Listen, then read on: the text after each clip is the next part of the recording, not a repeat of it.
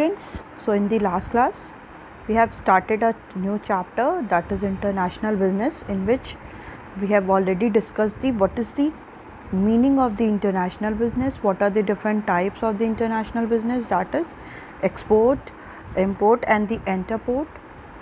And next topic which we have discussed, that is nature of the external trade or the features of the international business, that is involvement of the two countries in which in international business there should be involvement of two countries, is a minimum two country is needed.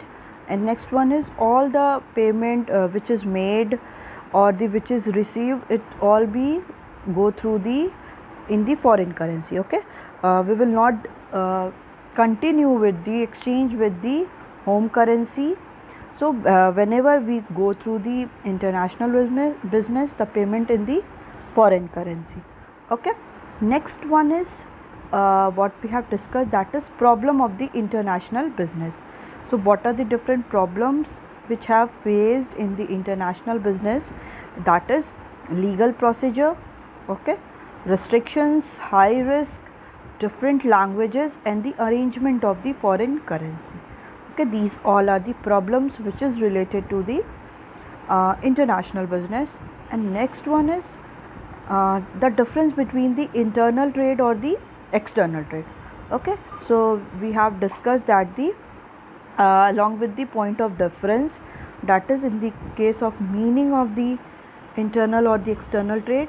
So internal trade refers to the buying and selling of the goods within the geographical limit of a country. Okay, in this we will purchase or the sell the goods within the geographical limit. जो हमारी geographical limit है, मतलब हम जो भी transaction करेंगे buying और selling goods का, वो क्या होगा, विद इन दी इंडिया होगा, मतलब विद इन दी कंट्री होगा. हम आउटसाइड दी कंट्री की बात नहीं करेंगे इंटरनल ट्रेड में. And when we talk about the external trade, so external trade means the refers the buying and selling of the goods beyond the geographical limit of the country. ठीक है, इसमें क्या बात होगी कि अभी कोई भी हम geographical limit तक कोई भी beyond नहीं है. ठीक है, अब हम beyond मतलब सॉरी हम लोग प्रेशर उसमें नहीं है कि हम लोग बस geographical limit तक ही कर सकते हैं, हम उसके beyond भी जा सकते हैं, मतलब outside the country हम goods की buying और selling करेंगे. Next one is countries involved. So in the internal trade only one country is involved. If we are doing the internal trade, so in India so only India will be involved in the trade. But when we talk about the external trade, so minimum two countries are involved. Okay, for example, if we are doing the external trade, so we will go through the exchange of the commodities or the services within the two countries like India or America, India or Japan, India, America, Japan. So we are doing the buying or selling the goods or services within the outside the different countries. Okay, we are not confined with the one country. Next one is risk. So in the case of internal trade, less of risk is involved. Okay, so we are go through the only one country, so the risk for the in the internal trade is also the very less, as well as the in the case of external trade the high degree of risk is involved. Okay, external trade में क्या होता है, जो risk होता है वो बहुत high degree का होता है, मतलब extreme level पे risk होता है. Next one is currency used. So in the internal trade the home currency is used for the payment of the any goods. Whatever the payment are made or they receive, they all are in the home currency. ठीक है, अगर हम लोग India में बात करते हैं तो हम लोग इंडियन रुपी में ही क्या करेंगे, पेमेंट को रिसीव भी करेंगे और पेमेंट भी करेंगे. In the case of external trade, so payment are made and received in the foreign currency. Okay, जो भी पेमेंट कर रहे हैं जो भी रिसीव कर रहे हैं, they all are in the foreign currency. Indian currency और होम करेंसी में ना होके हम लोग फॉरेन की currency like dollar, pound, euro, renminbi, इन सब में क्या करेंगे, हम ट्रांजैक्शंस करेंगे, जो भी पेमेंट और रिसीव करेंगे. Next one is procedure involved. So in the case of procedure in internal trade, no long procedure और formalities have to be completed before starting. ठीक है, इंटरनल ट्रेड में कोई भी लॉन्ग प्रोसीजर नहीं होगा, और कोई ऐसी फॉर्मेलिटीज़ नहीं होगी कि कोई भी हमें बाई गुड्स को और ट्रेड करना है तो उसके पहले कोई भी लॉन्ग प्रोसीजर नहीं होगा और कोई भी फॉर्मेलिटीज़ को फुलफ़िल नहीं करना होगा. But in the case of external trade, long procedure and many formalities have to be completed before starting. ठीक है, बहुत लंबा प्रोसीजर होगा, लॉन्ग प्रोसीजर होगा. मींस गवर्नमेंट से पहले परमिशन लेना होगा, कस्टम क्लियरेंस करना होगा और शिप की बुकिंग करनी पड़ेगी, अपने करेंसी को क्या करना पड़ेगा, एक्सचेंज करना पड़ेगा. तो ये बहुत ज़्यादा फॉर्मेलिटीज़ और रिस्ट्रिक्शंस होती है. जैसे सेवरल आइटम्स पे क्या क्या लेना होता है, एक्सपोर्ट और इम्पोर्ट लाइसेंस भी लेना होता है. तो ये सारा क्या हो जाता है, बहुत लॉन्ग प्रोसीजर हो जाता है. Next one is mode of payment. Okay, so payment are made by the cash और दी चेक्स. जो भी पेमेंट हम करेंगे वो किसके थ्रू होगा, कैश में हो सकता है या हम लोग सीधे कैश इन हैंड दे दें, और दी चेक्स के थ्रू होता है कि कोई भी जिसका अकाउंट है वो जिसने परचेस किया है वो सेलर को एक चेक विदड्रॉ करके साइन करके दे सकता है. सो ईज़िली जो सेलर है वो उस पेमेंट को विदड्रॉ कर सकता है फ्रॉम हिज और हर account. In the case of external trade, payment are made through bill of exchange और through banks. ठीक है, जो पेमेंट होगा वो कैसे होगा, बिल ऑफ एक्सचेंज के थ्रू हो सकता है और बैंक्स के थ्रू हो सकता है. मींस अगर इंडिया का अमेरिका के साथ हो रहा है तो अमेरिकन जो है आपके बैंक में वो यहाँ से पैसा क्या हो सकता है, ट्रांसफ़र हो सकता है. Okay, next one is legal rules and regulation. So in the case of internal trade, तो जो भी नेशनल मीन्स जो कंट्री लेवल पे जो भी लॉज, जो भी रूल्स एंड रेगुलेशन बना है बस उसको फॉलो करना है, उसको वो बस एप्लीकेबल होगा. But in the case of the internal business, so जो भी रूल्स एंड रेगुलेशंस होंगे वो क्या होंगे, इंटरनेशनल, जो भी इंटरनेशनल लेवल पे रूल्स एंड रेगुलेशन जो ड्रॉ होंगे, डिफरेंट टर्म्स एंड कंडीशंस होंगी, जो लॉज होंगे वो एप्लीकेबल होंगे. Next one is mode of transport. मतलब जो ट्रांसपोर्ट होगा वो गुड्स का वो कैसे होगा. So in the case of internal trade it road use होगा, रेलवे मोड होगा, रेलवे के थ्रू ट्रांसपोर्ट होगा. And in the case of the external trade, so it uses sea transport, means sea के through होगा और the air transport के through goods का transport होगा. Next one is cost involve. So operating cost of the internal trade is lower. ठीक है, जो cost हो रहा है ऑपरेट करने का इंटरनल ट्रेड में वो क्या होगा, बहुत लोअर होगा. And the operating cost of the external trade is higher due to involvement of long distance. तो जो भी कॉस्ट ऑपरेट करने का कि सारा जो ट्रांजेक्शन हम करेंगे एक्सटर्नल ट्रेड में उसका जो कॉस्ट होगा वो बहुत ही ज़्यादा होगा, क्योंकि इन्वॉल्वमेंट किसका हो रहा है, लॉन्ग डिस्टेंस. मतलब हम गुड्स को बहुत कम डिस्टेंस पे ट्रांसफ़र नहीं कर रहे हैं, उसका जो एरिया है एज वेल एज जो डिस्टेंस है वो क्या हो रहा है कि लॉन्ग डिस्टेंस होता है. Okay, next one is effect on the foreign reserve. ठीक है, अब हम लोग जो भी इंटरनेशनल बिजनेस में पेमेंट किस पे करते हैं, फॉरेन करेंसी में करते हैं. तो हर एक कंट्री क्या होती है, फॉरेन करेंसी का रिज़र्व अपने पास रखती है. तो इंटरनल ट्रेड में हमें कोई फॉरेन करेंसी की नीड है नहीं, क्योंकि जो भी पेमेंट हो रहा है वो किस में होगा, इंडियन करेंसी में हो गया. So internal trade has no effect on the foreign reserve of a country. But in the case of external trade has direct impact on the foreign reserve of a country. ठीक है, external trade का क्या होगा, direct impact होगा, क्योंकि foreign reserve का इसमें use होगा, फॉरेन करेंसी का यूज़ होगा. तो ये क्या है, this all are the basic difference between the internal और द external trade.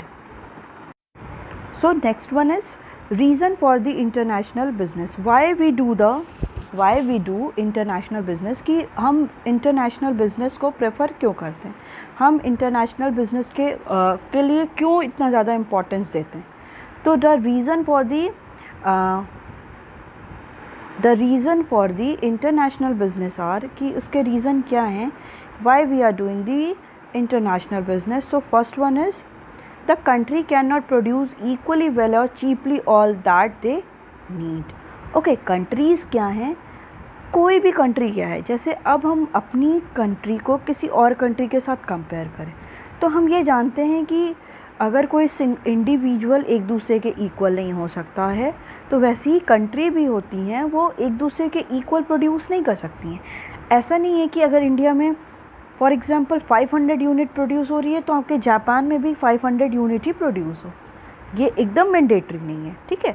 और मे बी हम अपनी कंट्री में जो कमोडिटी को प्रोड्यूस कर रहे हैं उसका जो ऑपरेटिंग कॉस्ट, जो कॉस्ट आ रहा है प्रोड्यूस करने का, वो कॉस्ट में भी बहुत ज़्यादा हो एज़ कंपेरिजन टू जापान, और हमारी कंट्री का जो प्रोड्यूस हो रहा है वो बहुत ही कम हो एज़ कंपेरिजन टू जापान, ठीक है। हमारे प्राइस कॉस्ट ज़्यादा भी हो सकता है और कम भी हो सकता है।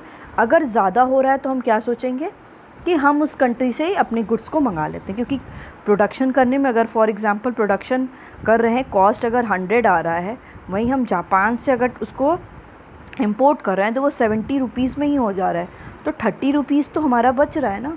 तो इसलिए भी क्या होता है कि जो डिफरेंट इंटरनेशनल बिजनेस को प्रेफर किया जाता है कि the countries can not produce equally well. हर एक कंट्री एक दूसरे के अकॉर्डिंग और एक दूसरे के इक्वल प्रोड्यूस नहीं कर सकती और cheaply all that they need. जो उनको बेसिकली क्या होता है कि हर एक as a government, as a consumer को यही चाहता है कि उसका जो रेवेन्यू हो, जो उसको प्रॉफिट हो, वो उसके कॉस्ट से क्या होना चाहिए, हमेशा ज़्यादा होना चाहिए। कॉस्ट कम हो और प्रॉफिट ज़्यादा हो। तो हर एक कंट्री भी यही प्रेफर करती है कि अगर हमको उन गुड्स को बाहर से इंपोर्ट करना पड़े जिसमें कॉस्ट हमारा रिड्यूस हो रहा है, मतलब कॉस्ट हमारा हमको कम बेयर करना पड़ रहा है, तो उस कंडीशन पे कोई भी कंट्री यही प्रेफर करती है कि वो उस गुड्स को क्या करे, इंपोर्ट कर ले। Next one is there is unequal distribution of natural resources among the different country. Okay, हर एक कंट्री में अपने नेचुरल रिसोर्सेज होते हैं, ठीक है। हमारी कंट्री में भी अपने नेचुरल रिसोर्सेज हैं, जैसे लैंड कितना है, एज़ वेल एज़ कितने हमारे पास डिफरेंट ऐसे मशीन्स हैं, या जो भी नेचुरल रिसोर्सेज हैं, एयर, वाटर, ये सारे जो भी नेचुरल रिसोर्सेज हैं वो भी अनइक्वल होते हैं। अब हम ये नहीं कह सकते कि इंडिया में जितनी रिवर्स हैं या इंडिया में जितनी लैंड है उतना ही सेम अमाउंट अमेरिका में भी हो, नहीं हो सकता है। मे बी इंडिया में लैंड और मे बी इंडिया में जो अदर नेचुरल रिसोर्सेज हैं, माइंस हैं या कोल हैं, ये सारे वो ज़्यादा हों आज कंपेरिजन टू इंडिया। तो इस कंडीशन में क्या हो सकता है, कोई भी कंट्री क्या करती है, अगर उसके यहाँ ये सारी फैसिलिटीज़ अवेलेबल नहीं है, फॉर एग्ज़ाम्पल इंडिया में वो ऑयल नहीं होता है, तो ये सारी इंडिया में नहीं है, तो इंडिया क्या प्रेफर करेगी कि उनको किसी और कंट्री से इंपोर्ट करें। तो इसलिए भी क्या होता है, इंटरनेशनल बिजनेस किया जाता है कि जो नेचुरल रिसोर्सेज हैं they are unequally distributed among the different countries. Different countries में ये जो नेचुरल रिसोर्सेज हैं वो क्या होते हैं, अनइक्वल डिस्ट्रीब्यूटेड होते हैं, ठीक है। एक इक्वली हम ये नहीं कह सकते कि जितना इंडिया में है उतना ही नेचुरल रिसोर्सेज और अदर कंट्री में। तो जहाँ पे नेचुरल रिसोर्सेज ज़्यादा होंगे वहाँ पे जो प्रोडक्शन है उसकी जो कॉस्ट है वो भी कम आएगी। तो हर एक कंट्री क्या सोचती है कि why we are wasting so much amount of cost to produce that commodity, we can easily import that product with the minimum price. तो कंट्री यही सोचती है कि हम इन सारे को क्या करें, दूसरी कंट्री से मंगा सकते हैं, इंपोर्ट कर सकते हैं, हम लोग इस पर अपना जो भी रिसोर्सेज है उसको इन्वेस्ट नहीं करते। तो पहली कंडीशन क्या हो गई, पहला रीज़न क्या हो गया कि हर एक कंट्री क्या है, इतनी ज़्यादा इक्वली वेल नहीं है, मींस हर एक कंट्री इतनी ज़्यादा डेवलप्ड नहीं है, हर एक कंट्री के पास इतना ज़्यादा रिसोर्सेज भी नहीं है, वो इतना ज़्यादा कमोडिटी को प्रोड्यूस भी नहीं कर सकती है, और वो चीपली भी नहीं प्रोड्यूस कर सकती, बिकॉज जो उसका कॉस्ट आ रहा है प्रोडक्शन का वो बहुत ज़्यादा हो रहा है। In that condition any country prefer to import the goods. Next one is sometimes ये भी होता है कि उसके पास जो वो प्रोड्यूस की है वो बहुत ज़्यादा प्रोड्यूस की है और उसकी डिमांड उतने प्रोडक्ट की नहीं है, तो वो क्या करती है, उस कंडीशन पे उसको एक्सपोर्ट भी कर सकती है। और कभी कभी क्या होता है, ये भी हम देखते हैं सेकंड पॉइंट में, कि जो नेचुरल रिसोर्सेज हैं in every country they are not equally distributed, वो इक्वली डिस्ट्रीब्यूटेड नहीं होते। कुछ कंट्री क्या है, कुछ नेचुरल रिसोर्सेज में ज़्यादा उनके पास अबंडेंट है, कोई कंट्री के पास कुछ नेचुरल रिसोर्सेज अबंडेंट है, तो जो जिसके पास अबंडेंट है उनका प्रोडक्शन भी उससे रिलेटेड क्या होगा, ज़्यादा होगा। तो इसलिए क्या है, अदर कंट्री क्या करती है, प्रेफर करती हैं कि they can easily import that goods which are not producing in their own country, ठीक है।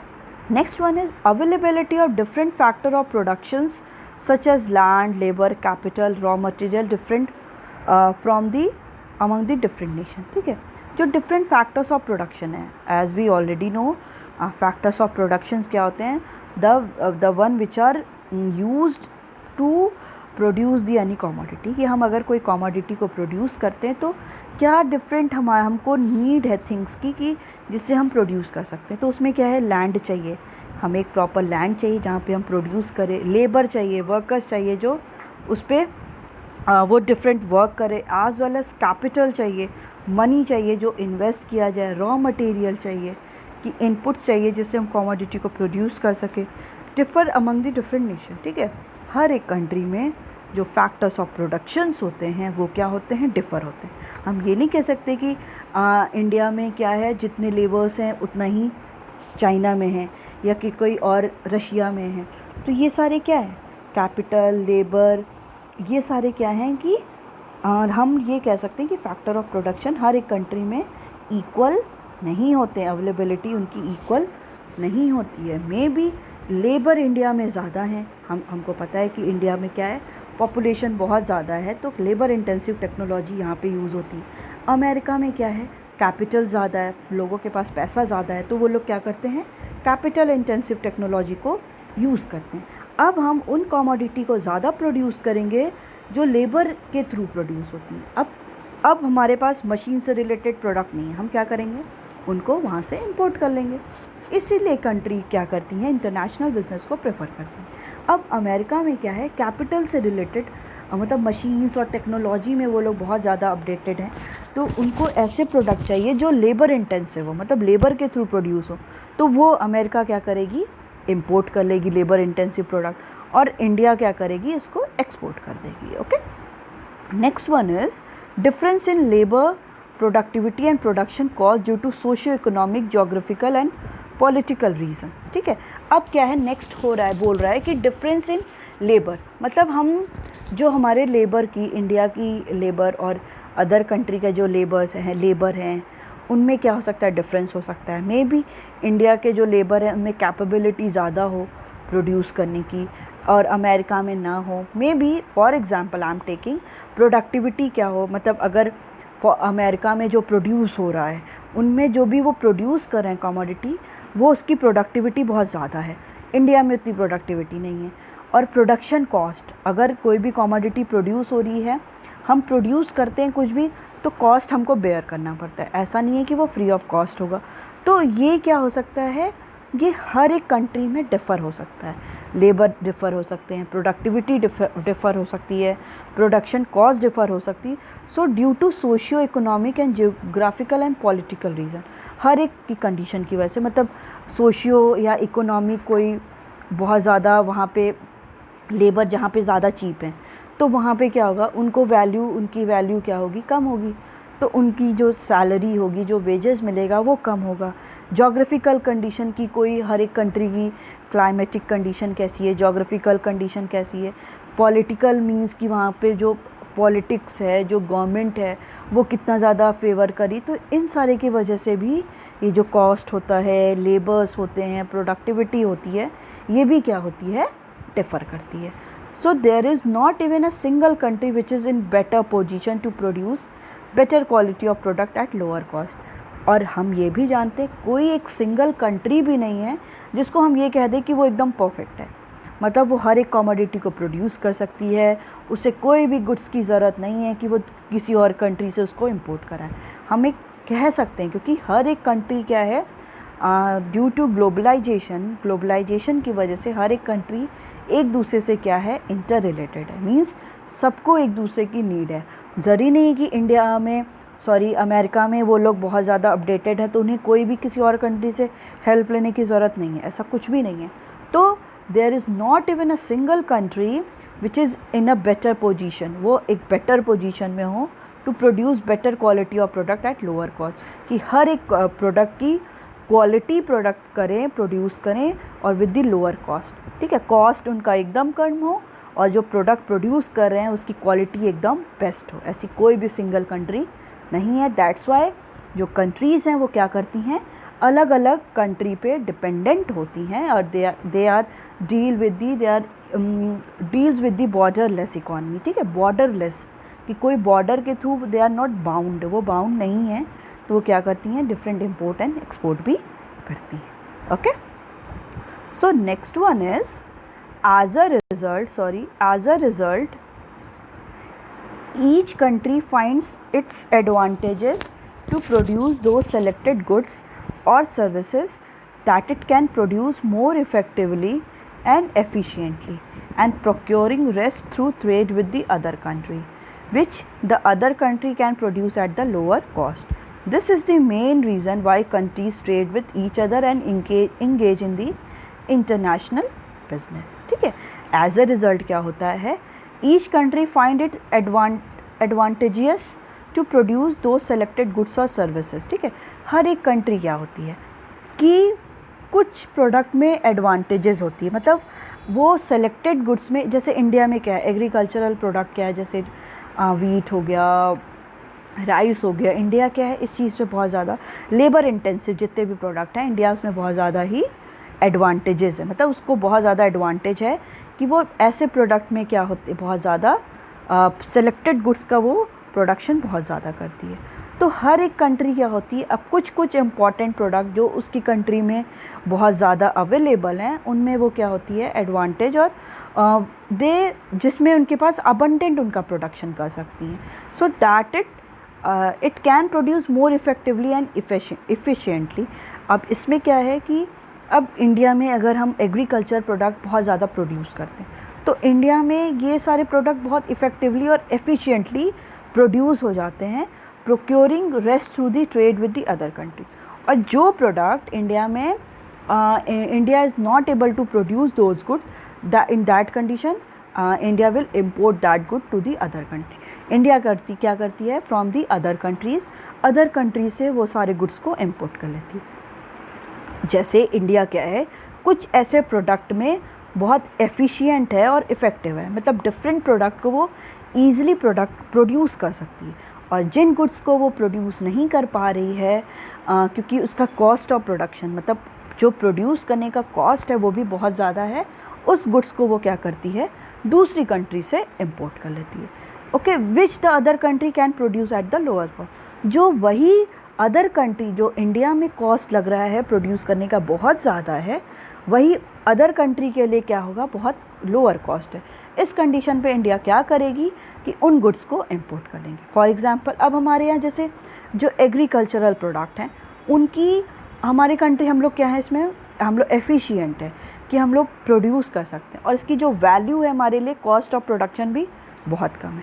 वैसे ही कुछ अदर कंट्री भी हैं जिनके पास कैपिटल इंटेंसिव टेक्नोलॉजी, तो वो कैपिटल से रिलेटेड प्रोडक्ट को वो ईजिली प्रोड्यूस कर सकते हैं, तो उनकी वो कॉस्ट क्या है, कम है, और हमारे लिए उसी की कॉस्ट क्या है, बहुत ज़्यादा है। तो हम उन गुड्स को प्रोड्यूस नहीं करते हैं क्योंकि जिसमें कॉस्ट ऑफ प्रोडक्शन बहुत ज़्यादा होगा, हम उन गुड्स को क्या करते हैं दूसरी कंट्री से इम्पोर्ट कर लेते हैं। जैसे हम करते हैं वैसे अदर कंट्री भी क्या करती हैं, उन गुड्स को अपनी कंट्री में इम्पोर्ट कर लेती हैं। Okay, this is the main reason why country trade with each other and engage in the international business. यही क्या है, ये मेन रीज़न है कि जो कंट्रीज़ क्या करती हैं, ट्रेड करती हैं एक दूसरे के साथ, and engage in the international business, और इंटरनेशनल बिजनेस में इंगेज होती है। यही सारे रीज़न है। Only because of that the countries prefer to trade with the each other, कि वो एक दूसरे के साथ ट्रेड करने को प्रेफर करती हैं। Okay, so next one is international business versus domestic business. Okay, so the next topic is कि what are the different advantage और the disadvantage when we compare both international business और the domestic business. Okay, so conducting international business is more complex than the domestic business because of the variation in the political, socio-cultural and economic environment. Okay, so to be successful they have to plan their production, marketing as per the requirement of the target foreign market. Okay, कि conducting international business is more complex than the domestic business. ठीक है, international business करना वो बहुत ज़्यादा complex है, complicated है when we compare it to the domestic business. जब हम डोमेस्टिक बिजनेस के साथ उसको कंपेयर करते हैं तो ये जो डिफरेंस है, ये जो डोमेस्टिक बिजनेस है, it is quite easier to do when we compare it to international business, because variation in the political, social, cultural and economic environment। इसलिए क्योंकि अगर हम डोमेस्टिक बिज़नेस कर रहे हैं तो हमें यहाँ के टेस्ट प्रेफरेंस पता है, यहाँ का कॉस्ट पता है, लोगों की डिमांड पता है। अदर कंट्री की क्या है, हमको नहीं पता कि वहाँ पे सोशियो कैसा है, सोसाइटी से रिलेटेड कैसा है, वहाँ पे कैसा कल्चर है। अब हम साड़ी बहुत ज़्यादा प्रोड्यूस कर रहे हैं अपनी कंट्री में, अब हम उनको वेस्टर्न कंट्री में सोल्ड आउट कर रहे हैं, तो ये हमारे लिए कॉम्प्लेक्स है कि नहीं, क्योंकि वहाँ पे वो वैसे ड्रेस इतना ज़्यादा प्रेफर नहीं किए जाते हैं। तो इसलिए वेरिएशन होता है इकोनॉमिक, कल्चरल, सोशल और पॉलिटिकल सेटअप में भी, पॉलिटिकल इन्वायरमेंट में। To be successful they have to be plan their production, marketing etcetera. अगर किसी इंडिविजुअल को, कोई भी बिज़नेस को सक्सेसफुल होना है, they have to plan their production. उनको अपना प्रोडक्शन प्लान करना पड़ेगा according to them, other country के अकॉर्डिंग प्लान करना पड़ेगा।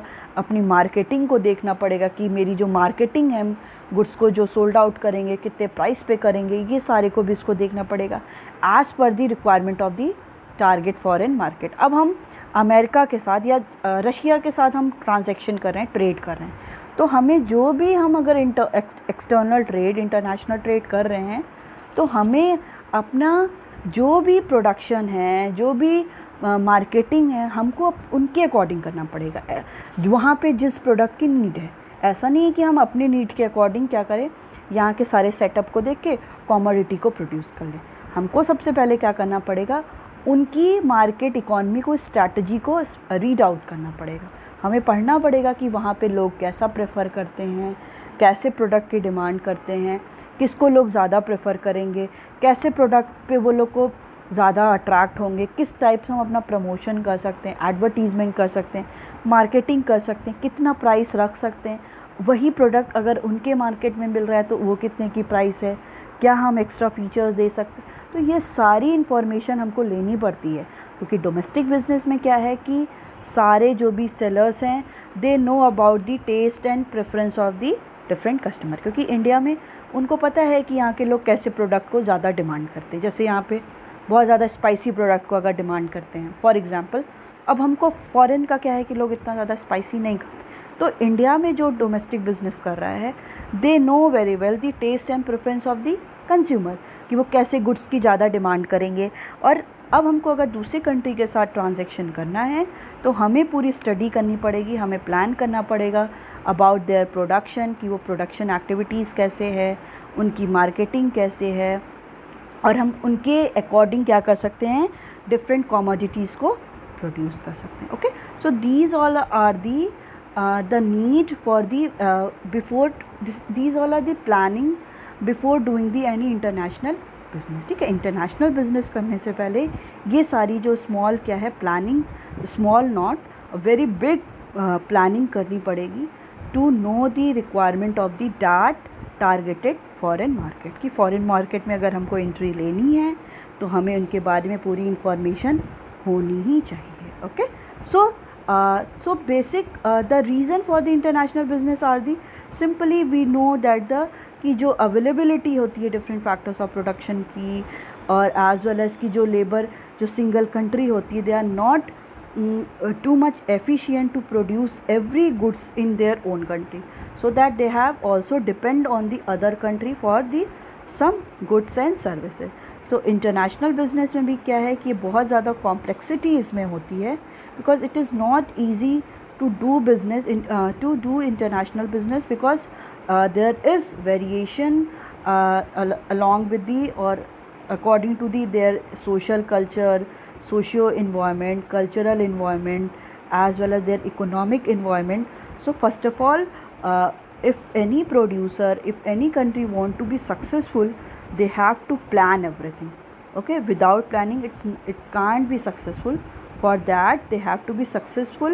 To be successful they have to plan for their production, their marketing, their finance according to their targeted foreign market, कि जिस मार्केट के लिए वो लोग, जिस फॉरेन मार्केट के लिए वो लोग ये सारा एक्टिविटीज़ कर रहे हैं गुड्स ट्रांजैक्शन करने का, तो हमें उसकी प्रॉपर स्टडी करनी पड़ेगी कि which kind of product they want.